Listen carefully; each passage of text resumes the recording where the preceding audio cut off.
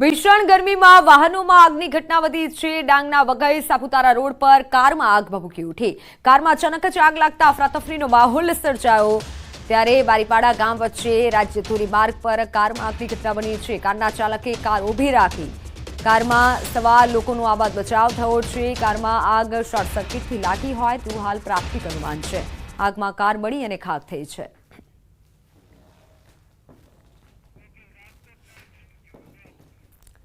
તો રાજકોટમાં કારમાં ભીષણ આગ લાગી। આગની ઘટનાથી અફરાતફરી મચી। ધોરાજીના ખરાવાડ પ્લોટ 4 ધોકા ચોક નજીક કારમાં આગની ઘટના બની।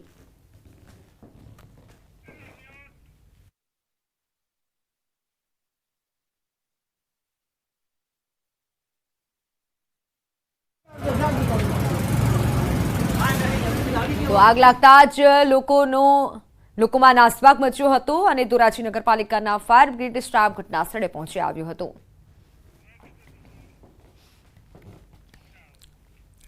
અમદાવાદમાં વાહન ચાલકો માટે સૌથી મહત્વના સમાચાર સામે આવ્યા છે। સીએનજી વાહન હોય તો ઉનાળામાં તકેદારી રાખજો। તકેદારી નહીં રાખો તો તમારા વાહનમાં આગ લાગી શકે છે। ગરમીમાં આગમાં સપડાયેલા સીએનજી વાહનોમાં કેટલાક તારણો મળ્યા છે। ઉનાળાની શરૂઆત થતા વાહનોમાં સંપૂર્ણ ચેક તમારે વાહન કરાવવું જોઈએ, કારણ કે સીએનજી વાહનોમાં ટેન્કનો હાઇડ્રો ટેસ્ટ દર વર્ષે કરાવવો હિતાવહ રહે છે। સમયસર સર્વિસ કરાવવાથી આગની ઘટનાઓ ટાળી શકાય છે। સીએનજી વાહનો ઉનાળો આવે તે પૂર્વે ચેક કરાવી લેવા જોઈએ।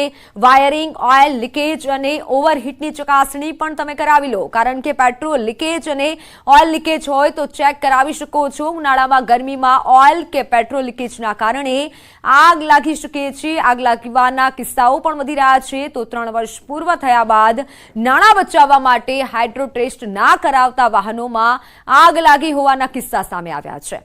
ટેન્ક બ્લાસ્ટ થવાનું જોખમ રહે છે। લાંબા ગાળે સર્વિસ ના કરતા, પરંતુ આગની કોઈ વિચારતા હોય કે લાંબા ગાળે સર્વિસ કરીશું તો તે લોકો માટે આ કિસ્સાઓ છે। ગરમીનો પારો દિન પ્રતિદિન આસમાને જોવા મળી રહ્યો છે। ત્યારે અવારનવાર ગાડીઓમાં આગ લાગવાની ઘટના પણ સામે આવી રહી છે। ત્યારે આગ કયા કારણસર લાગે છે તે માટે કેવી તકેદારી રાખવી જોઈએ, તે માટે જે ગાડી માટે જે એસીનું કામ કરી રહ્યા છે, ગાડી માટે જે ગેસ ફિટિંગનું કામ કરી રહ્યા છે, તેમની સાથે વાત કરીશું।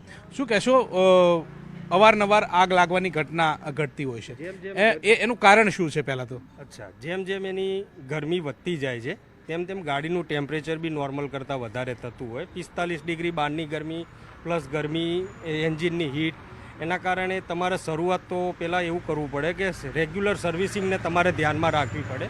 સર્વિસિંગમાં તમારે ઓઇલ લીકેજ છે, પેટ્રોલ લીકેજ છે, ગેસ લીકેજ છે કે કંઈ પણ તમારે કોઈ બી જગ્યાએથી પાણી લીકેજ થાય છે, એ સંપૂર્ણ તમારે એક વખત ઉનાળો ચાલુ થતાં પહેલાં સંપૂર્ણ સર્વિસ અને એનું ચેકિંગ કરાવી લેવું જોઈએ। ચેકિંગ કરાય તદુપરાંત કંઈ લીકેજ કે એવું કંઈ લાગતું હોય તો ઉનાળા દરમિયાન એ બધું કમ્પ્લીટ તમારે મેન્ટેન કરાવી લેવું જરૂરી છે, કે ઓઇલ, પાણી, લીકેજ બીકેજ આ બધું જો કમ્પ્લીટ હોય તો તેનાથી આ ગરમીમાં તમારી ગાડીમાં આગ લાગવાની શક્યતા નહીવત રહી શકે એમ।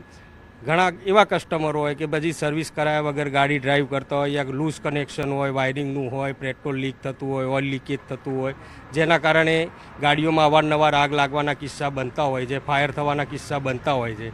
જો એનાથી બચવું હોય તો ઉનાળો શરૂઆત થાય તે પહેલાં એક વખત તમારી ગાડી કોઈ બી નજીકના વર્કશોપ યા કોઈ બી ડીલરને ત્યાં લઈ જઈને સંપૂર્ણ એની ચેક પોઈન્ટ બધા ચેક કરાવી અને એનું બધું કમ્પ્લીટ સર્વિસિંગ જોવડાવી લેવી જોઈએ। આ આગ લાગવાની ઘટના સામે આવતી હોય છે, એની પાછળ કયા કયા કારણો જવાબદાર સામે આવતા હોય છે? જનરલી આપણા એનું વેધર જે પ્રમાણે છે એ પ્રમાણે ડસ્ટ એટલી બધી ભરાતી હોય, ઉડતી હોય, જે બધી તમારા રેડિએટરમાં, કન્ડેન્સરમાં કે તમારી ગાડીમાં બધે બી એ ચોંટતી હોય, જેના કારણે પાણી અડતા એમાં શું થાય કે એનો ખાર જામી જાય, ક્ષાર જામી જાય, રેડિએટર ચોકઅપ થાય। રેડિએટર ચોકઅપ થવાથી ગાડી પાણી ફેંકી દે, ગાડી ઓવરહીટિંગ થાય। ઓવરહીટિંગના કારણે તમારી ગાડી ગમે ત્યાં રેડ ગેસકેટ પાણી ફેંકીને એ ગરમ થઈ જાય। એ જો કસ્ટમરને ધ્યાનમાં ના આવે ને એમાં ડ્રાઈવ કરે તો પણ ગાડીમાં આગ લાગવાના ચાન્સીસ છે। પછી અમુક જે એક્સ્ટ્રા વાયરિંગ તમે બહારથી જે કરાવો છો કે હેડલાઇટ બલ્બનું છે કે એ છે, એવા 2-4 કિસ્સા એવા બી આવ્યા છે કે વાયરિંગના લીધે બી ગાડી ફાયર થાય છે। કેમ કે ગરમીના કારણે વાયરો વધારે ગરમ થવાથી લો ક્વોલિટીના વાયરિંગને એના કારણે બી ગાડીઓ ફાયર થાય છે। પેટ્રોલ લીકેજ હોય, એની પાઇપો સમયાંતરે તમારે બદલાવા તકતા રહેવું પડે.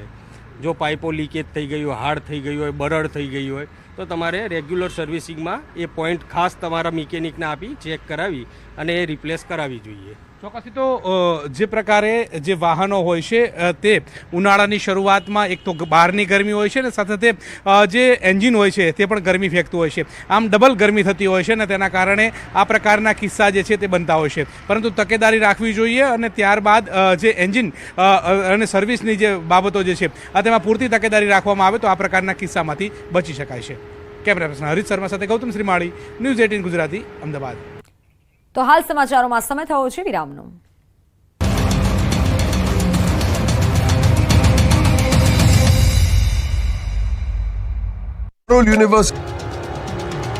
ગુજરાત પર સુરેશદાદા જોરદારના કોપાયમાન થઈ ગયા છે. ગુજરાતના 10 થી વધુ શહેરોમાં 45 ડિગ્રીને પાર પારો પહોંચી જતા હાહાકાર મચી ગયો છે. હવે તો સુરેશદાદા રાત પાળી પણ કરી રહ્યા છે. ત્યારે ચારે તરફ એક જ માંગ ઉઠી રહી છે કે સૂર્યદેવ હવે ખમૈયા કરો. ગુજરાતમાં 5 દિવસથી અગન વર્ષા વરસી રહી છે. ગરમી 45 ડિગ્રીને પાર પહોંચી જતા લોકો તોબા પોકારી ગયા છે. રાત્રે 10 વાગે પણ 40 ડિગ્રી ગરમીનો અહેસાસ થતા લોકો ગરમીમાં રીતસરના પરસેવે રેબઝેબ થઈ ગયા છે.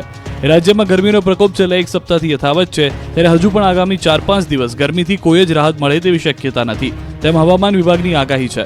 બુધવારે અમદાવાદમાં તાપમાનનો પારો 45 ડિગ્રીને પાર પહોંચી ગયો. અન્ય શહેરોમાં તો ગરમીનો પારો 46 ડિગ્રીને પાર પહોંચી જતા રેકોર્ડ તૂટી ગયા છે. હવામાન વિભાગે અમદાવાદ સહિત 5 શહેરમાં રેડ એલર્ટ જાહેર કર્યું છે. ગુજરાતના 10 જિલ્લામાં ઓરેન્જ એલર્ટ અપાયું છે. સૌરાષ્ટ્રમાં 3 દિવસ અને ઉત્તર ગુજરાતમાં 5 દિવસ સુધી હીટવેવની આગાહી કરવામાં આવી છે. સાથે જ સુરત, વલસાડમાં પણ હીટવેવ વર્તાશે અને દરિયાકાંઠાના વિસ્તારમાં ગરમ અને ભેજવાળા પવન ફૂંકાશે. તો રાજકોટમાં પણ ગરમીનો પારો 45 ડિગ્રીને પાર પહોંચી જતા રાજકોટવાસીઓ ગરમીથી ત્રાસી ગયા છે. અંગ દજાડતી ગરમીના કારણે રાજકોટના રસ્તા સુમસામ ભાસી રહ્યા છે. ઠંડા પીણા પર લોકોએ મારો ચલાવતા રાજકોટમાં બરફની અછત સર્જાવા લાગી છે. કુલ જરૂરિયાતના 40% જેટલી બરફની ઘટ સર્જાઈ છે. ખેડૂતો થઈ જજો સાવધાન. ચોમાસા પહેલા આવી રહ્યું છે ખતરનાક વાવાઝોડું. 120 કિલોમીટરની ઝડપે પવન ફૂંકાઈ શકે. મચાવશે મહાતબાહી. ગુજરાત અને દેશમાં ચોમાસાની ઘડીઓ ગણાઈ રહી છે. ચોમાસું કેરળથી માત્ર ગણતરીના કિલોમીટર જ દૂર છે. ત્યારે ખેડૂતો માટે માઠા સમાચાર આવ્યા છે. કેમ કે ચોમાસા પહેલા દેશમાં વાવાઝોડાનો ખતરો મંડરાઈ રહ્યો છે. આ વખતે વાવાઝોડું તબાહી મચાવી દેશે. હવામાન વિભાગે અનુમાન વ્યક્ત કર્યું છે. બંગાળની ખાડીમાં વાવાઝોડાને લઈને લો પ્રેશર સર્જાયું છે. 24 મેએ ડિપ્રેશન સર્જાવાની સંભાવના છે. અનુમાન પ્રમાણે ડિપ્રેશન બન્યા બાદ પણ સિસ્ટમ વધુ મજબૂત બનશે. આ બાજુ હવામાન નિષ્ણાંત અંબાલાલ પટેલે પણ વાવાઝોડાને લઈને ખતરનાક આગાહી કરી છે. અંબાલાલ પટેલના મતે 24 મે ડિપ્રેશન સર્જાવાની સંભાવના. બંગાળ ઉપસાગરનું વાવાઝોડું ભારે હશે. 26 મી સુધી તબાહી મચાવે તેવું વાવાઝોડું હશે. દક્ષિણ પૂર્વીય તટો પર તબાહી મચાવી શકે. તટો પર 120 કિલોમીટરની ઝડપે